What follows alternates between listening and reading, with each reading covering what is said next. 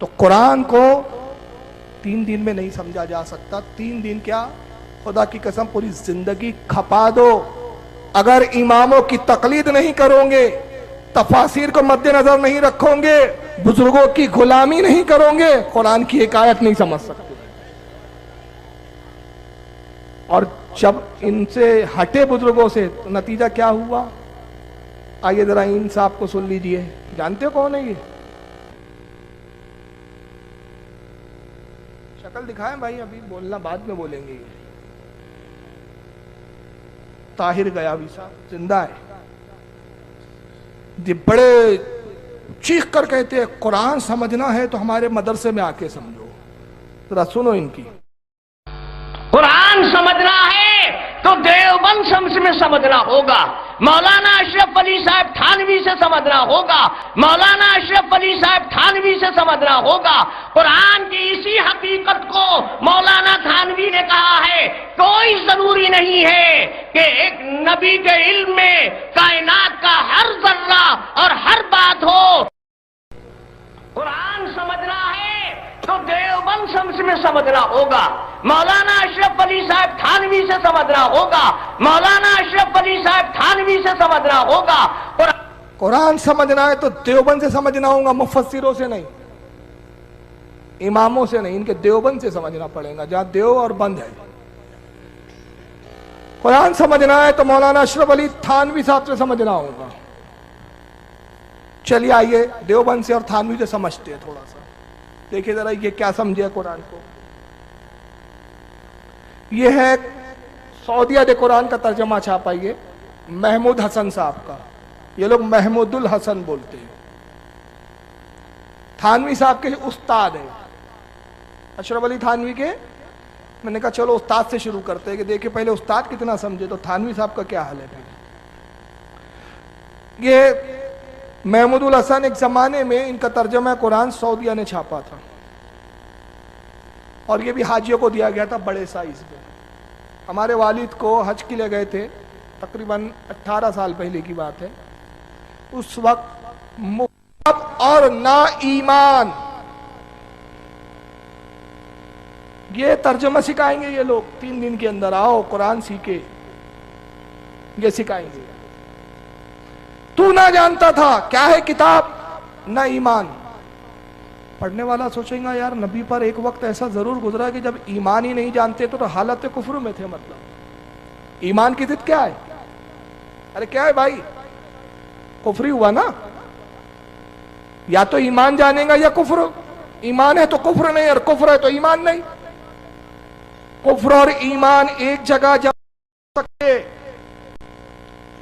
یہ کہتے ہیں کہ تو نہیں جانتا تھا کتاب کیا، یہ ترجمہ کیا.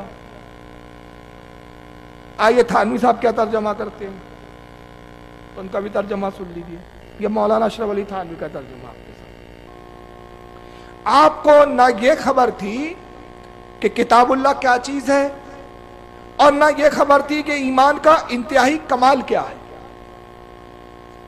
آپ ایمان کے اونچی چوٹی پر نہیں تھے، بہت ہی کم ایمان تھا. یعنی انہوں ایمان تو کچھ مانا مگر کہتے کمال والا ایمان نہیں تھا، زیرو، تھوڑا سا تھا بس، ذرہ برابر. یہ کس کے ایمان کی بات ہو رہی ہے بھائی؟ اور رسول کی. آگے بڑھیے. یہ جوناگڑھی صاحب کا ترجمہ جو سعودیہ اس وقت دے رہا ہے حاجیوں کو، محمد جوناگڑھی غیر مقلدوں کے مولوی ہے. اسی آیت کا ترجمہ ما کنت تدری مل کتاب ولا ایمان. آپ اس سے پہلے یہ بھی نہیں جانتے تھے کہ کتاب اور ایمان کیا چیز ہے. چوتھا ترجمہ سن لیجئے تفہیم القرآن، ابو عالم مودودی جماعت اسلامی کے فاؤنڈر. یہ بھی کیا ترجمہ کرتے ہیں ذرا سنیے. وہی آیت، تمہیں کچھ پتا نہ تھا کہ کتاب کیا ہوتی ہے اور ایمان کیا ہوتا ہے. یعنی یہاں سے وہاں تک سب کہہ رہے ہیں نبی نہ تجھے کتاب کا پتا تھا. کتاب یعنی قرآن. تو چلو قرآن نہیں معلوم تھا یہ تو سمجھ میں آتا ہے کہ جب تک قرآن نازل نہیں ہوا تو حضور قرآن نہیں جانتے تھے. مگر جہاں تک ایمان کی بات ہے یہ ایک عاشق کا رسول دل گوارا ہی نہیں کر سکتا، تصور ہی نہیں کر سکتا کہ رسول اللہ اور کفر کی حالت میں رہے ہو. ایک گھڑی ایک آن بھی ناممکن. ہمارے علماء اہل سنت تو فرماتے ہیں، عقائد کی کتابوں میں لکھا ہے کہ ایمان تو بہت بڑی بات ہے رسول اللہ اور انبیاء کے لیے. انبیاء اعلان نبوت سے پہلے بھی گناہ صغیرہ اور گناہ کبیرہ سب سے پاک ہوتے ہیں، اعلان نبوت سے بھی پہلے. اس لیے کہ گناہگار نبی نہیں ہوتا، خطاکار رسول نہیں بنایا جاتا. یہ تو ترجمے تھے. آج کے بولتے ہوئے ایک مولوی صاحب کو بھی سن لیجیے، طالب الرحمان صاحب، یہ بھی وہی آیت تلاوت کرتے ایک بیان کے اندر اور وہی ترجمہ کر رہے ہیں. کیونکہ نبی اکرم صلی اللہ علیہ وآلہ وسلم کے بارے میں قرآن کہتا ہے ما کنت تدری مل کتاب ولل ایمان، جب تک ہم نے تجھ کو نہیں بتلایا اس وقت تک نہ تجھ کو ایمان کا پتہ تھا نہ تجھ کو کتاب کا پتہ تھا. آپ نے فرمایا ما انا بقارئن، میں پڑھا ہوا نہیں ہوں. نعوذ باللہ، اللہ کے نبی جھوٹ نہیں بولتے تھے. حضور نے کہا میں پڑھا ہوا نہیں. حضور جھوٹ تھوڑی بولتے تھے، میں پڑھا ہوا نہیں مطلب ان پڑھ تھے، اس لیے ایمان کا بھی پتہ نہیں تھا. دو الزام لگا دیے. یہ وہابیوں کا عقیدہ ہے کہ ایمان کا پتہ نہیں تھا، لیکن سنیو آؤ، تمہارا امام تمہیں کیا عقیدہ دیتا ہے؟ اللہ کی سرتابہ قدم شان ہے یہ، اللہ کی سرتابہ قدم شان ہے یہ. انسان نہیں، انسان وہ انسان ہے یہ. قرآن تو ایمان بتاتا ہے انہیں، ایمان یہ کہتا ہے میری جان ہے یہ.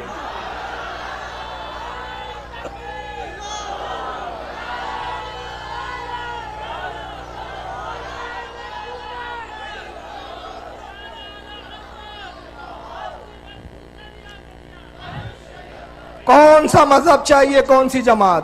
جس جماعت کا نبی ہی بےمان اور کافر ہو وہ جماعت میں جانا چاہتے ہو؟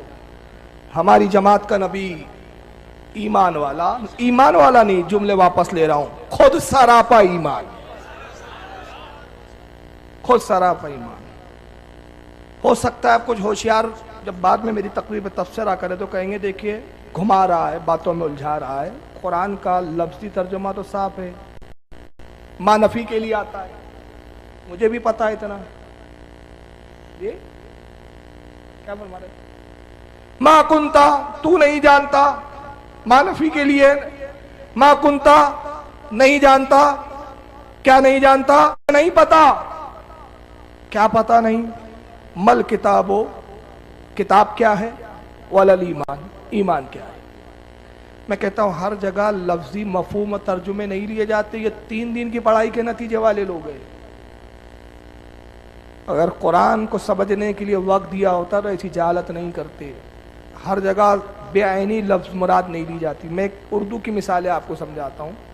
جیسے ایک شخص بڑا بدحال ہے، ناگپور میں رہتا ہوں میں آیا، مولانا صاحب نے، ہمارے حضرت نے، کسی نے سوال کیا بھائی فاروق صاحب وہ ناگپور کے ایک فلاں صاحب ہیں، ان کو جانتے؟ میں نے کہا جانتے. کس حال میں آج کل؟ میں نے کہا کیا بتائیں بھائی، ننگا نہائے کیا، نچوڑے کیا. کیا مطلب ہوا، کیا سمجھے آپ اس سے؟ یعنی حالت بہت خراب ہے. کیا آپ یہی سمجھ رہے کہ ننگے ہیں وہ، کپڑے بھی رہیں گے نچوڑنے کے لیے؟ نہیں، ہر الفاظ کے بے عینی معنی نہیں لیے جاتے. اس کی کچھ مرادیں ہوتی ہے، کچھ مفہوم ہوتے ہیں، کچھ مطالب ہوتے ہیں، اس کی کچھ گہرائی میں جانا پڑتا ہے. ہم کہتے ہیں ارے بھائی فلاں آدمی سے مت ٹکراؤ، بہت بڑے لیڈر کا ہاتھ ہے اس کے اوپر. ہاتھ ہے مطلب کیا ہے؟ کندھے پہ ہاتھ چپکا ہوا ہے، چلے جا رہے ہیں. وہ ہاتھ ہے مطلب اس کا سپورٹ ہے، اس کا فیور کرتا ہے. وہ ہر جگہ الفاظ کے معنی نہیں لیتے. اگر تمہارے نزدیک لفظی ترجمہ یہی صحیح ہے اور اس بنیاد پر اگر تمہارا یہی عقیدہ ہے کہ نہیں نبی نہیں جانتے تھے، کب تک؟ جب تک کتاب نہیں ملی. تو مجھے بتائیے کتاب کب ملی نبی کو؟ کتاب ملی تو ایمان جانا. کتاب جب تک نہیں ملی تو ایمان سے واقف نہیں. تو کتاب کب ملی نبی کو؟ بولیے کب ملی؟ کسی کو نہیں معلوم مجمع میں؟ ارے نزول وحی کب شروع ہوئی؟ کتنے سال کی عمر سے قرآن نازل ہوا؟ 40 سال کی عمر میں. تو 40 سال تک نبی ایمان نہیں جانتا تمہارے عقیدے کے مطابق. تم نے اس طرح کا گھٹیا ترجمہ کر کے قوم کو گمراہی کے راستے پہ رکھا، اور قوم پڑھنے والی یہی سمجھیں گی کہ نبی پر بھی 40 سال تک وہ وقت گزرا کہ نبی ایمان سے واقف نہیں، جب کتاب آئی تب ایمان کو سمجھا، جب کتاب نازل ہوئی تو تب ایمان کو پتا چلا، کیونکہ کہہ دیا میں پڑھا ہوا نہیں، مجھے تو معلوم ہی نہیں کیا ہے کتاب اور مجھے نہیں پتا ایمان۔ تو پھر میرے ایک سوال کا چھوٹا سے جواب دے دیجئے، پوری جماعت سر جوڑ کے بیٹھ جائیں، جماعت اسلامی والوں کو بھی جمع کر لو، اہل حدیثوں کو بھی تم لا لو، سب کے ترجمے بتایا میں نے، جتنے تمہاری جماعت کے مترجم ہیں سب جماعت کے ماننے والے، ان مترجموں کو چاہنے اور پہچاننے والے اور ان کو بزرگ و پیشوا جاننے والے سب جمع ہو جائیں، سر جوڑ کے فاروق رضوی کے صرف ایک سوال کا جواب دے دیں، اور سوال یہ ہے میرا کہ اگر نبی 40 سال تک ایمان میں نہیں تھے، ایمان نہیں جانتے تھے، تو مجھے بتاؤ اعلان نبوت سے پہلے غار ہیرا میں بیٹھ کر عبادت کس کی کرتے تھے؟ بس اس کا جواب لا، کون تھا وہ معبود جس کو پوچھتے تھے؟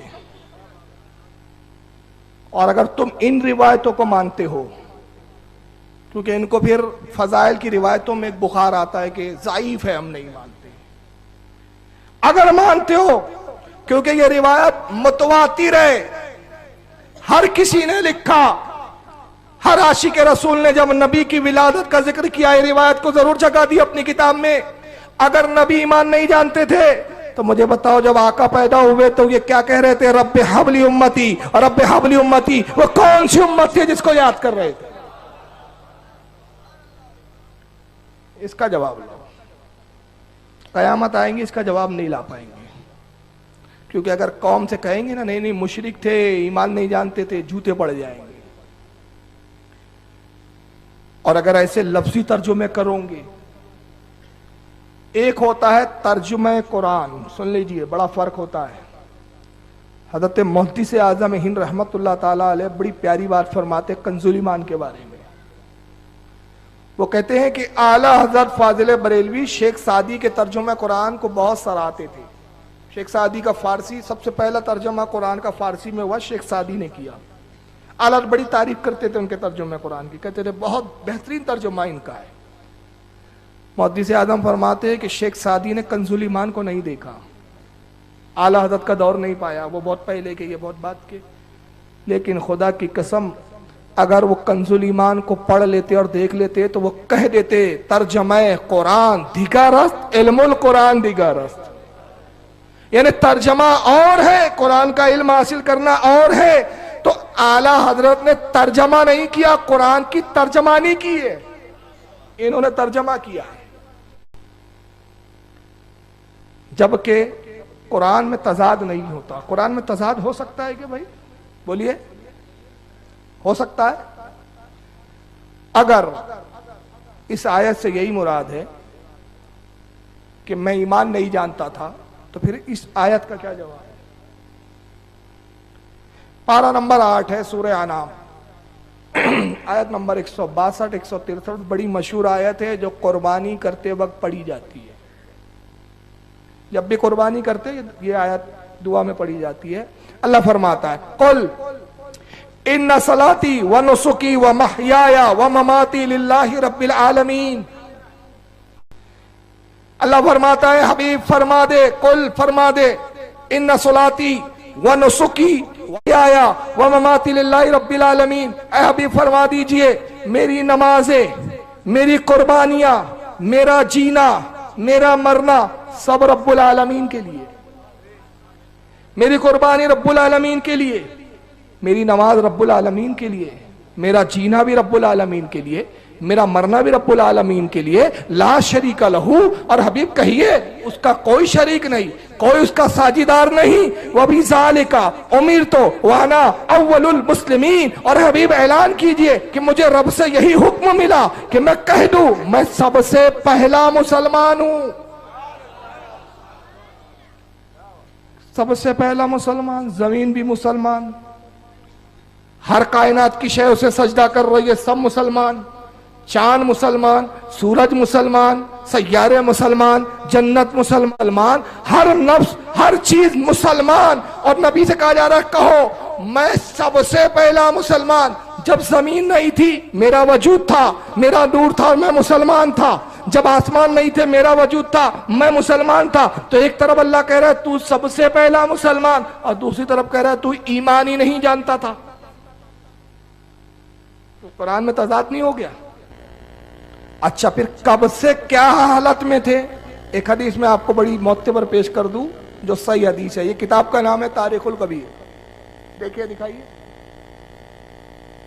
کتاب التاریخ الکبیر، کتاب التاریخ الکبیر، اس کی ہے حضرت سیدنا امام بخاری کی، اسماء و رجال پہ لکھی کئی جلدوں میں، جلد نمبر 7 صفحہ 374، حدیث نمبر 1606۔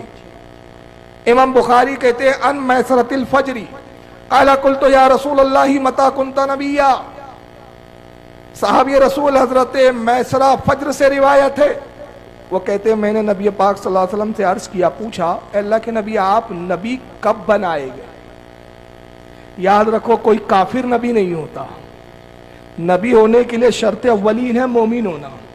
اے اللہ کے نبی آپ کب نبی بنائے گئے؟